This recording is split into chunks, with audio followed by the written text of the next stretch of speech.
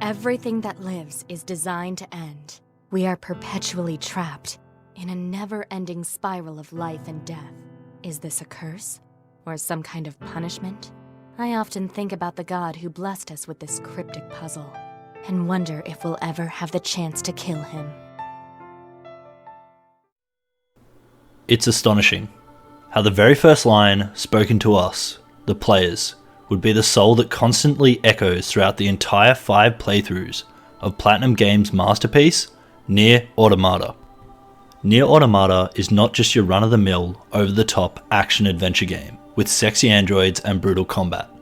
The game ironically tells a tale of humans and the absence of purpose, all while using non-human characters, giving us the opportunity to observe these machines as they try to find purpose, reason, and intention in their universe. I've never played a game that effortlessly fuses philosophy, emotions, and psychology until I picked up Nier Automata. I honestly could talk for days about this game, from its story to the philosophy to its design and game mechanics. The introduction alone could be talked about for 30 minutes. This game is rich with detail that is meticulously thought out to the point where I couldn't possibly talk about all of it in one video. So instead, I'm going to talk about the philosophy of Nier Automata. If you want more videos on Nier Automata, let me know in the comments below, because this, without a doubt, is one of my favourite games, and I'd happily make another video. With that being said, I will mention this video will have major spoilers, so if you're thinking of playing this in the future, stop this video and go play it right away. Let me ask you a quick question. Do we live to die, or do we die to live? I've asked this to a couple of my friends and even work colleagues, and every single one has chosen differently and justified their reasoning differently. Because at the end of the day, it's how we view our lives, our road to ruin, our birth to our extinction. Do we just live to inevitably die, to make the most of our lives till we cease to exist? Or do we die to live? Does the fear of death push us to live life to the fullest? These are the questions that Nier Automata asks. It's a tale of discovering meaning and one's purpose in a world without one. So buckle up, buckaroos, let's go and dive straight into Nier Automata.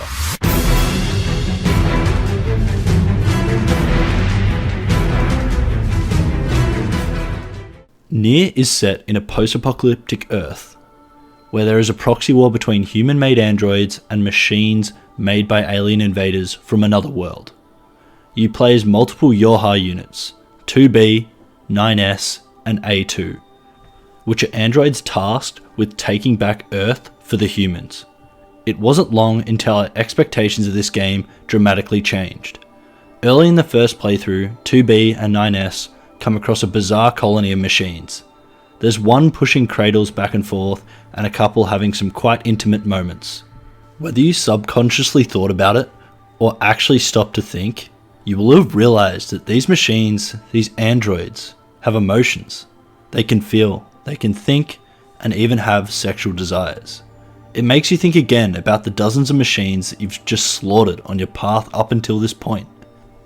This isn't the last time we see the concept of imitation appear throughout the game.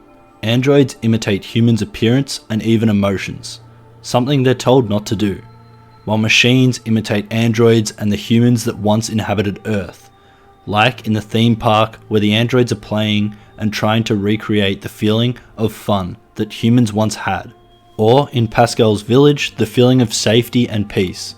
They came together in a peaceful village that doesn't wish to fight the androids, but instead coexist.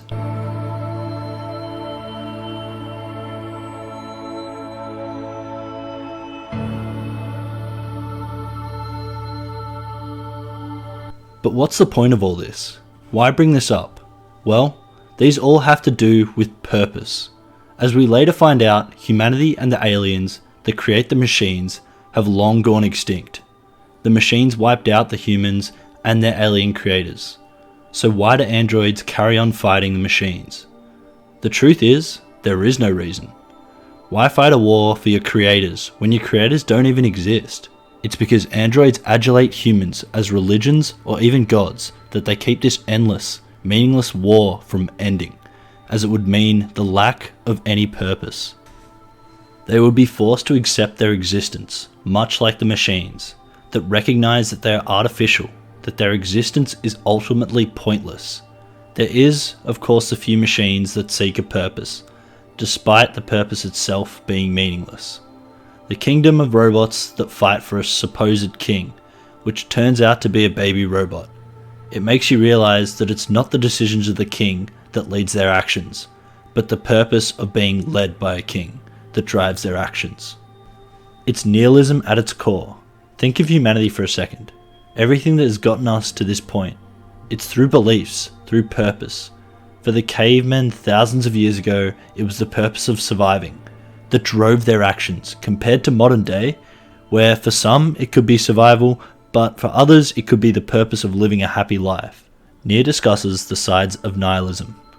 After all, there are machines that worship gods, creating a purpose for themselves, while on the other side of this, there's machines that recognize their existence to be utterly pointless and take their own lives. Nietzsche, who termed the concept of nihilism, said himself that nihilism would drive one to either destruction of the self or destruction of everything else.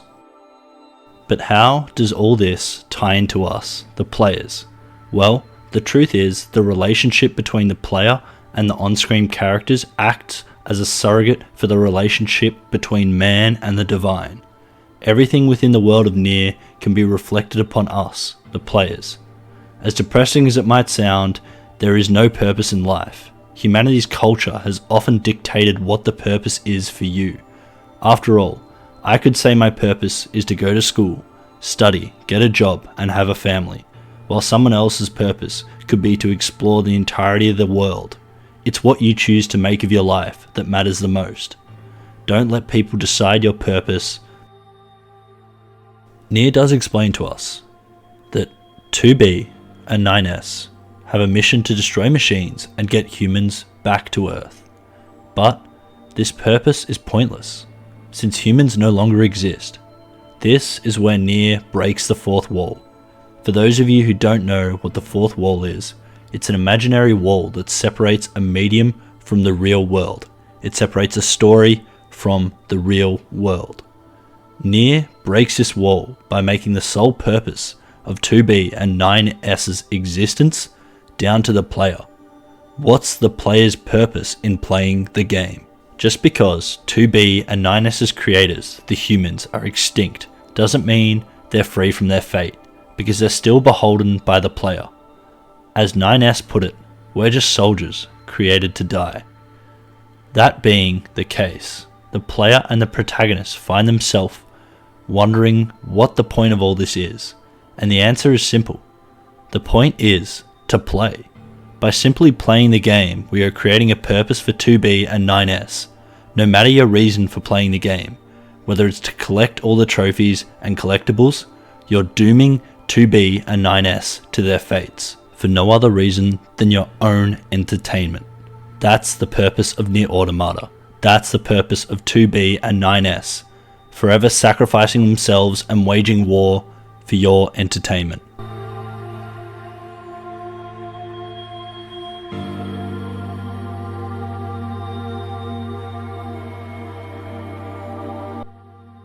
Nier is a tale that discusses the existence of humanity and its drive to find a purpose in an otherwise meaningless life.